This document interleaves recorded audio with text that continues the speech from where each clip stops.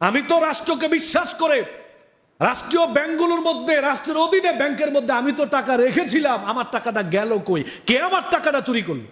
ইসলামী চেতনা আপনাকে লালন পালন করতে হবে, ইসলামী আদর্শ লালন পালন করতে হবে। আল্লাহ বলছে, আমি তোমাদের জন্য আমার দিনকে পরিপূর্ণ করে দিলাম। আকীদাকে বিশুদ্ধ করে, ঈমানকে বিশুদ্ধ করে নিজের জীবনটাকে কোরআন সুন্নাহ দিয়ে সাজাইবা। ব্যাংকে যান, গিয়ে দেখেন অনেক ব্যাংক 2 লাখ টাকা দেয় না, 50,000 টাকার বেশি দিতে পারে না। 2-3 ঘন্টা, কালকে এক ব্যাংকে বসাছিলাম, দেখলাম যে টাকার কিছু সংকট। 2-3 জন মানুষ টাকা আনতে গেল, বললো যে একটু 2-3 ঘন্টা পরে আসেন।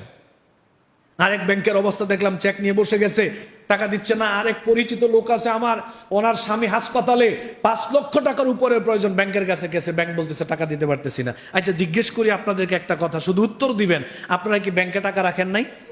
আমাদের সবার টাকা ব্যাংকে আছে না ভাই? আমি টাকা রাখছি ঠিক, কিন্তু আমার টাকা গেল কই? এটা আমার জানার দরকার। আমি তো রাষ্ট্রকে বিশ্বাস করে রাষ্ট্রীয় ব্যাংকগুলোর মধ্যে, রাষ্ট্রের অধীনে ব্যাংকের মধ্যে আমি তো টাকা রেখেছিলাম, আমার টাকাটা গেল কই? কে আমার টাকাটা চুরি করলো? কে চুরি করলো আমার টাকা? আমার টাকা দিয়ে কে গাড়ি করেছে? আমার টাকা দিয়ে কে বাড়ি করেছে? আমার টাকা দিয়ে কে দুর্নীতি করেছে?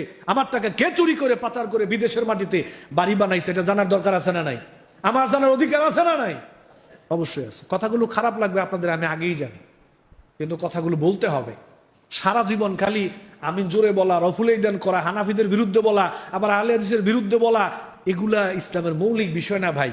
আপনারা মনে করেন যে এগুলাই হচ্ছে সঠিক আলোচনা।